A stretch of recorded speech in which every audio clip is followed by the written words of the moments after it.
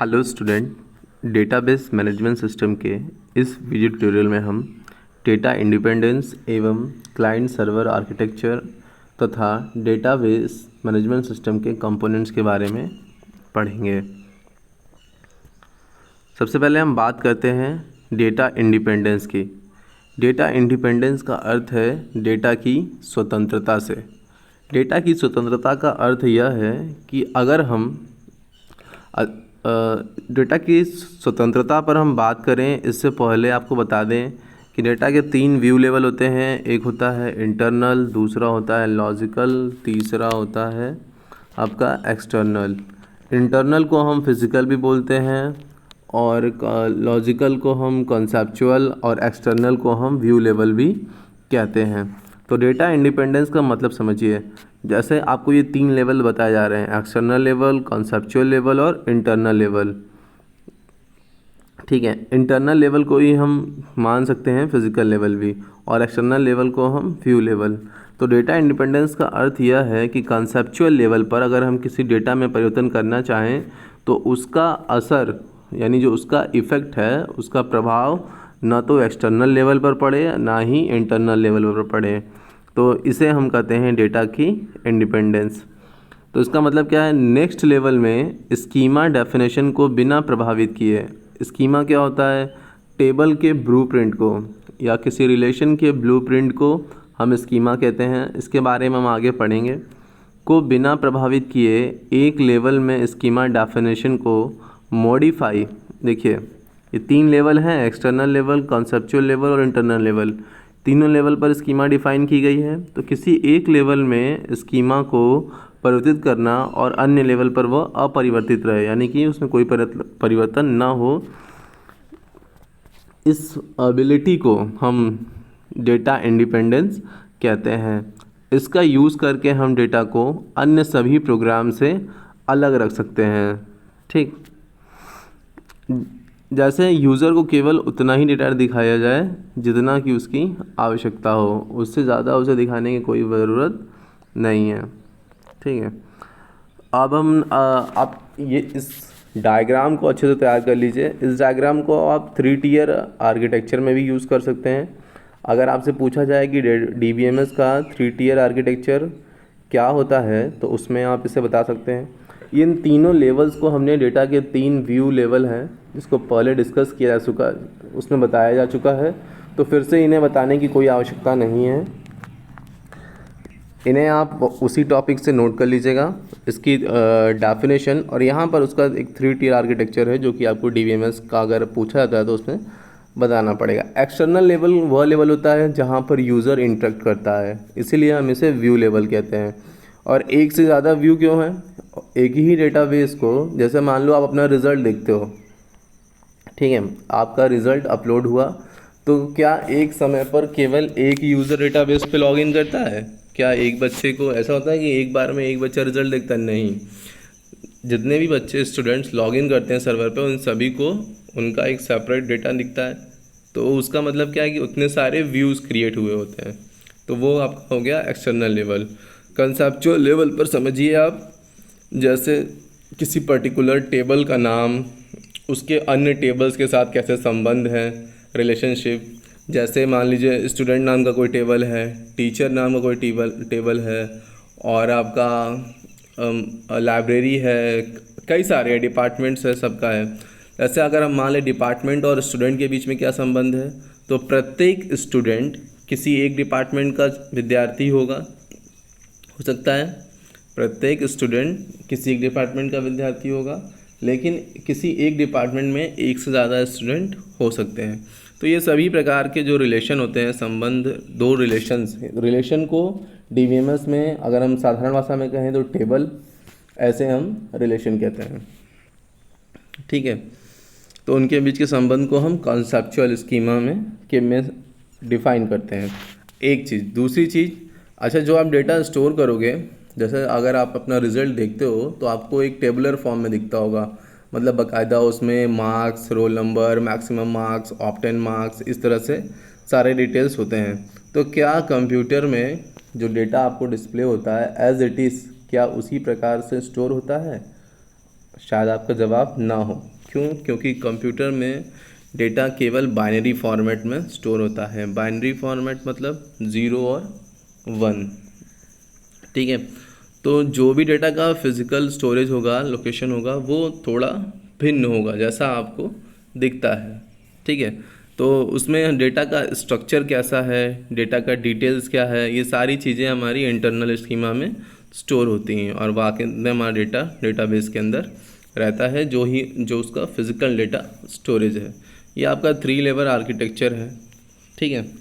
DBMS का 3 level architecture में से हम कह सकते हैं, और इसे आप डेटा इंडिपेंडेंस के अंदर भी यूज़ कर सकते हो। तो ये उत्तर कई जगहों पर कई तरीके से दिया जा सकता है, ठीक है। अब डेटा इंडिपेंडेंस की हम बात कर रहे थे, तो ये 2 प्रकार का होता है। पहला लॉजिकल डेटा इंडिपेंडेंस और दूसरा physical data independence.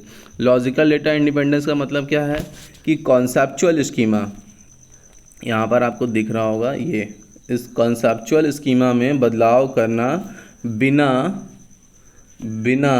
External schema में कोई बदलाव किए, ठीक है। यानी कॉन्सेप्चुअल स्कीमा में बदलाव करना बिना किसी एक्सटर्नल स्कीमा लेवल के स्कीमा पर बदलाव किए बिना हमारा लॉजिकल डेटा इंडिपेंडेंस कहलाता है, ठीक है। और फिजिकल डेटा इंडिपेंडेंस क्या है कि इंटरनल स्कीमा में परिवर्तन करना बिना किसी परिवर्तन के कॉन्सेप्चुअल स्कीमा में। मतलब हम कॉन्सेप्चुअल स्कीमा में कोई परिवर्तन नहीं करते हैं, लेकिन इंटरनल स्कीमा में परिवर्तन करते हैं, ये हमारा फिजिकल डेटा इंडिपेंडेंस कहलाता है। देखिए लॉजिकल डेटा इंडिपेंडेंस के बारे में, यह मुख्य रूप से स्ट्रक्चर या डेटा डेफिनेशन के चेंजेस के बारे में चिंता करता है। डेटा डेफिनेशन मतलब जैसे किसी टेबल में नए फील्ड्स को ऐड करना, या जो उपस्थित है जैसे स्टूडेंट का नेम, एड्रेस, मोबाइल नंबर, इसको ऐड करना या फिर इसको हटाना, ठीक है। डेटा डेफिनेशन के चेंजेस के बारे में कंसर्न करता है, यानी चिंता करता है। यह कॉन्सेप्चुअल स्कीमा के बारे में बताता है। यह व्यू लेवल में बिना बदलाव किए लॉजिकल लेवल में बदलाव करने की प्रक्रिया है। इसकी सहायता से नए एट्रीब्यूट को ऐड अथवा मॉडिफाई या डिलीट किया जा सकता है, ठीक। दूसरा आपका था फिजिकल डेटा इंडिपेंडेंस। यह मुख्य रूप से डेटा सिस्टम में कैसे स्टोर किया जाता है इस बारे में कंसर्न करता है, ठीक है। जो लॉजिकल डेटा इंडिपेंडेंस था वह डेटा के स्ट्रक्चर और डेटा के डेफिनेशन के बारे में बात करता है। लॉजिकल है तो डेटा के डेफिनेशन और डेटा के स्ट्रक्चर, और जो फिजिकल डेटा इंडिपेंडेंस है यह इस बारे में कंसर्न करता है कि डेटा जो है फिजिकली कैसे स्टोर है डेटाबेस में, ठीक है। यह इंटरनल स्कीमा के बारे में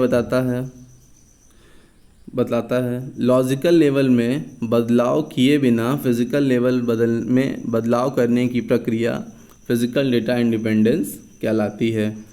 जैसे कंप्रेशन तकनीक में बदलाव। कंप्रेशन क्या होता है? डेटा को की साइज को कम करने की प्रक्रिया कंप्रेशन कहलाती है। हैजिंग एल्गोरिदम, डेटा को एक दूसरे से, जैसे कि हैजिंग मतलब समझिए डेटा को फाइंड आउट करने की शक्ति, कैपेबिलिटी, यह हैजिंग के रूप में देखी जा सकती है। और उसके बाद डेटा के फिज़िकल लोकेशन, यानी कि जो आपका डेटाबेस का स्टोरेज है, मान लो वो सी ड्राइव में था, सी ड्राइव से हटाकर उसको डी ड्राइव में स्टोर करने की प्रक्रिया, ये सब भी फिज़िकल डेटा इंडिपेंडेंस में आएगा। इसका मतलब क्या है कि अगर आपने ड्राइव बदल दिया स्टोरेज का, तो उससे आपके कॉन्सेप्चुअल लेवल यानी टेबल के स्ट्रक्चर पे कोई प्रभाव नहीं पड़ेगा। आफ्टर ऑल डेटा हमने टेबल में फीड किया, वो जहाँ रहा है उससे मतलब है, ठीक है। तो ये था आपका डेटा इंडिपेंडेंस। अगला टॉपिक है आपका components of a DBMS and overall structure.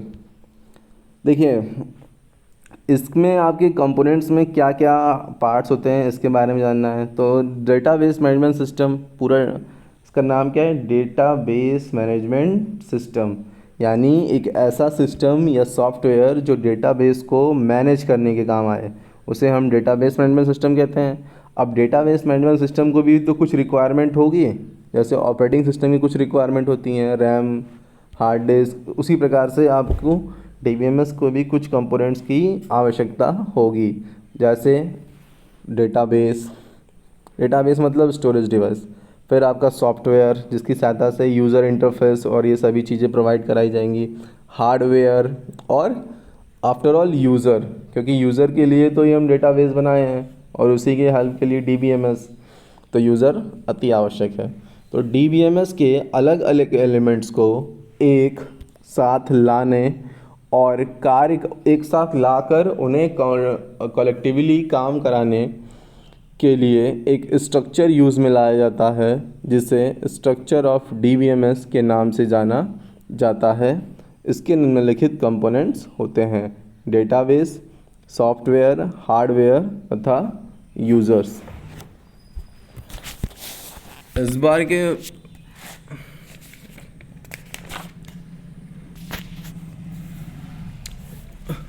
Next आपका टॉपिक था client server architecture. Client server architecture. अच्छा, जैसा मैंने आपको बताया था कि डेटा के आर्किटेक्चर के बारे में, DBMS आर्किटेक्चर के बारे में भी क्वेश्चन आ सकता है। तो शुरुआत में आपको बताया गया है कि DBMS के आर्किटेक्चर के बारे में अगर पूछा जाए तो ये 3 टाइप का होता है: 1 टीयर, 2 टीयर और 3 टीयर। 1 टीयर में मतलब आप समझ लीजिए कि जो आपका डेटाबेस है आपके सिस्टम पर ही अवेलेबल होगा। जैसे आप अपने कंप्यूटर में C ड्राइव, D ड्राइव इत्यादि में डेटा स्टोर करते हो, तो वो आपका हो गया 1 टीयर आर्किटेक्चर। दूसरा था आपका 3 टीयर आर्किटेक्चर, मतलब 2 टीयर ही था। 2 टीयर आर्किटेक्चर को ही हम क्लाइंट सर्वर आर्किटेक्चर कहते हैं। 3 टीयर आर्किटेक्चर, इसमें 3 लेवल थे: external level, internal level and conceptual level. उसके बारे में हमने देखा। अब हम बात कर लेते हैं क्लाइंट सर्वर आर्किटेक्चर के बारे में। तो इसे हम 2 टीयर आर्किटेक्चर भी कहते हैं। 2 टीयर क्यों? मतलब क्योंकि इसमें 2 टीयर, एक क्लाइंट का, एक सर्वर का। इसमें क्लाइंट तथा सर्वर के मध्य डायरेक्ट कम्युनिकेशन होता है। यहाँ पर कोई कंसेप्चुअल लेवल की तरह कंसेप्ट नहीं है। यहाँ हम सीधा बात करते हैं क्लाइंट और सर्वर के मध्य। इनके बीच में कोई तीसरा मीडिएटर नहीं होता। किनके बीच में? क्लाइंट और सर्वर के बीच में। जैसे अगर आपको कोई डेटा चाहिए होता है, आप गूगल पर टाइप करते हो, तुरंत गूगल आपको उसके पास जो भी उसका रिज़ल्ट अवेलेबल होता है वो आपको शो करता है। ठीक है। इसमें 2 टीयर होती हैं। एक होता है आपका डेटा टीयर, जिसको हम सर्वर बोलते हैं, जहाँ से डेटा आता है, और पहला दूसरा होता है क्लाइंट टीयर, जो कि डेटा के लिए रिक्वेस्ट करता है या डेटा टीयर से रिक्वेस्ट करता है। इस आर्किटेक्चर में सर्वर को कोई टास्क परफॉर्म करने के लिए रिक्वेस्ट किया जाता है, और ये रिक्वेस्ट कौन करेगा? क्लाइंट करेगा। ठीक है। इस आर्किटेक्चर में, मतलब कि क्लाइंट सर्वर आर्किटेक्चर में, सर्वर से कोई टास्क परफॉर्म करने के लिए रिक्वेस्ट करता है क्लाइंट। क्लाइंट क्या करता है कि सर्वर से कोई टास्क परफॉर्म करने के लिए रिक्वेस्ट करता है, और सर्वर क्या करता है? रिक्वेस्ट किए गए उस टास्क को कंप्लीट करता है, और कंप्लीट करके क्लाइंट की रिक्वेस्ट को पूरा करता है। मतलब जो भी उसे डिज़ायर्ड रिज़ल्ट चाहिए होता है वो उसको प्रोवाइड करता है। ठीक। इसमें एक डायग्राम बनाया गया है जिसके मध्य में इंटरनेट के माध्यम से, अच्छा अब क्लाइंट और सर्वर दोनों तो ज़रूरी है नहीं कि एक ही जगह पर हों या एक ही कैंपस में एक ही जगह, वो दोनों रिमोट लोकेशन पर हो सकते हैं। तो उनको कैसे एक्सेस करने के लिए माध्यम क्या होगा? इंटरनेट होगा। अब यहाँ पर देखिए, जो क्लाइंट है वो उसके पास लैपटॉप भी हो सकता है, PC भी हो सकता है, और मोबाइल फ़ोन के माध्यम से भी वो सर्वर से कम्युनिकेशन कर सकता है। तो ये था आपका क्लाइंट सर्वर आर्किटेक्चर और डेटा इंडिपेंडेंस।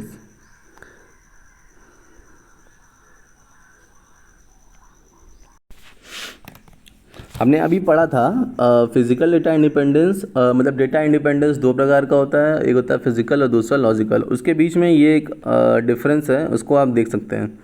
ठीक है।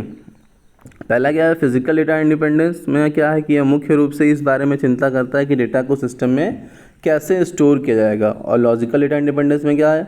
यह मुख्य रूप से डेटा के स्ट्रक्चर और उसके डेफिनेशन के चेंजेस के बारे में कंसर्न करता है, यानी चिंता करता है। लॉजिकल इंडिपेंडेंस की तुलना में इसे प्राप्त करना आसान है। किससे? फिज़िकल डेटा इंडिपेंडेंस आसानी से प्राप्त किया जा सकता है।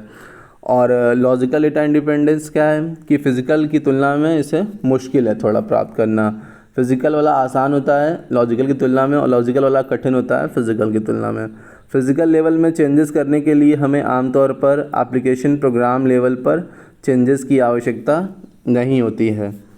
ठीक है। और लॉजिकल लेवल पर चेंजेस करने के लिए हमें एप्लीकेशन लेवल पर चेंजेस करने की आवश्यकता होती है। एप्लीकेशन लेवल मतलब सबसे टॉप लेवल, एक्सटर्नल व्यू। तो जब फिजिकल वाले भी करना है तो फिजिकल के ऊपर क्या होता है, फिजिकल मतलब इंटरनल, इंटरनल के ऊपर कॉन्सेप्चुअल, तो उसके ऊपर एक्सटर्नल होता है। तो जब आप फिजिकल में कोई बदलाव कर रहे हैं तो उसके लिए आपको एक्सटर्नल में कोई परिवर्तन करने की आवश्यकता नहीं है। लेकिन जब आप कॉन्सेप्चुअल में करेंगे तब आपको एप्लीकेशन लेवल पर चेंज करने की आवश्यकता होती है। Physical data independence internal schema के बारे में बताता है, और जो आपका logical data independence conceptual schema के बारे में बताता है। फिजिकल डेटा इंडिपेंडेंस स्ट्रक्चर को बेहतर बनाने के लिए इंटरनल लेवल पर किए बदलाव की आवश्यकता हो भी सकती है या नहीं भी। जो भी डेटाबेस के लॉजिकल स्ट्रक्चर में बदलना हो तो लॉजिकल लेवल पर किया गया बदलाव महत्वपूर्ण होता है। देखिए मोटा मोटा समझिए, जो आपको बताया गया था पहले कि आप जैसे कि